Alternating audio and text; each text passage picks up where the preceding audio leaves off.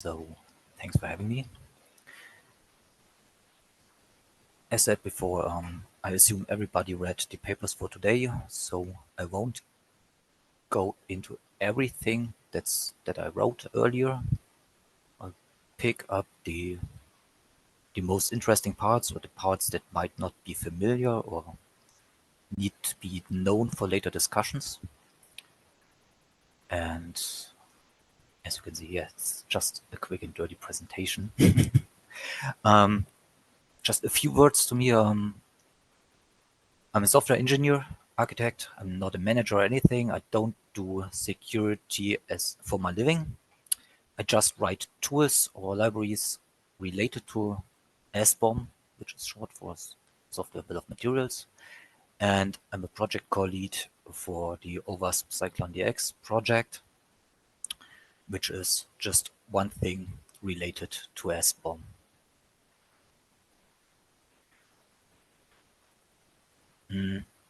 And since we're talking about SBOM, we need to make clear what it is and what it isn't.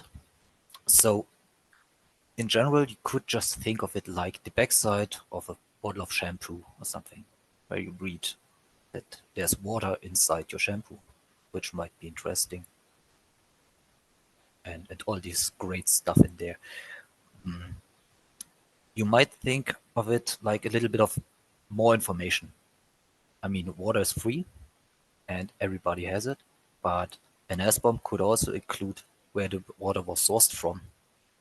An SBOM could tell you which license was put on this water in special, or if the water was modified somehow, which is usually not a thing for water, but since we're talking about software, this is a really common practice. There's this one thing that was used in your product, software product,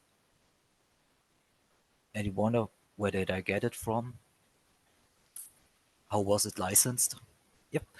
Um, we're not a software bill of materials in that point. What I'm talking about or will be talking about is not the how something was manufactured or produced. It's not the information that your water was stirred for like 50 minutes or something, or whatever it could be. This would be not a software bill of materials. This would be a manufacturing bill of materials, which is yet another talk maybe. And since we're talking about web frontends in my talk, or I'm I would better say it's a web deliverable, something that is delivered through the web and run in a web browser, which means in the end it runs on a client's hardware somewhere. It runs on client's software, and this might include security risks, doubts, and yeah, all the usual legal aspects just like that, and security issues. And since we're talking about web frontends nowadays and not like 20 years ago, we have the situation that web frontends and deliverables in general might consist of many, many components that aren't written by you, your company, your organization, that might be sourced from externals, maybe trusted sources, maybe sources through trusted channels or untrusted channels. And all these components might be bundled somehow. They might be modified, patched, and in the end, these components are usually getting meshed up somehow. They're processed, compressed, modified, tree shook, and everything by tools like Webpack, for example, which is just one example for the whole family of programs that have the idea to make web deliverables smaller, more ingestible, just remove parts that you aren't actually relying on.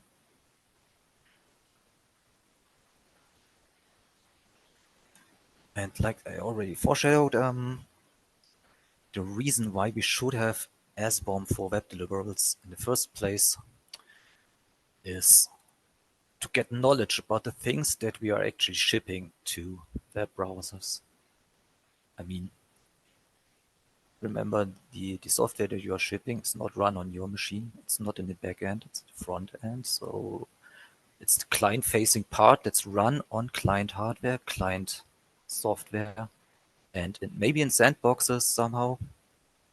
But if you have any security issues in that thing, it might not steal the cookie from your client so that credentials are leaked, but it could even break the web browser sandboxes or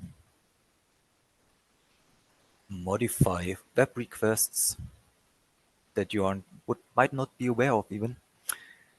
So the idea is to get the list of ingredients of your software that you are actually shipping and run analysis on it, like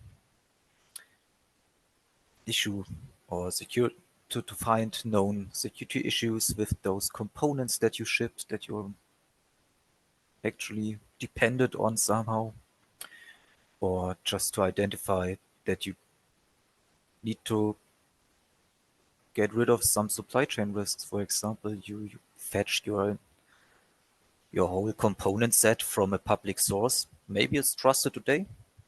What happens if this trusted source gets tampered with and you're not actually shipping the components that you were using in the past, but modified versions in the future? So yeah, to get this information, you could just use your SBOM, look that up, run tools on it, and you might be safe. So this is the posture that you're interested in as the developer of your deliverables. But as the person that actually runs the code in their own browsers, they might have an interest on that information too. And there comes the question, how does a client side, where's my slide for that? Oh, it's gone. There's a question, how does the client side receive an SBOM? This will be the matter of the next upcoming talk. But for now, it's another, there it is. It's here. The next talk will tell us what an SBOM actually, how it could be fetched. For now, the question how an SBOM could be generated, yeah, you could write that by hand. You might just use a tool. If you're using a tool to generate your deliverables in the first place, why not use a tool like the CycloneDX Webpack plugin, for example? That's a tool that hooks into one of these deliverable generators and generates an SBOM alongside. That's probably it. Questions from you.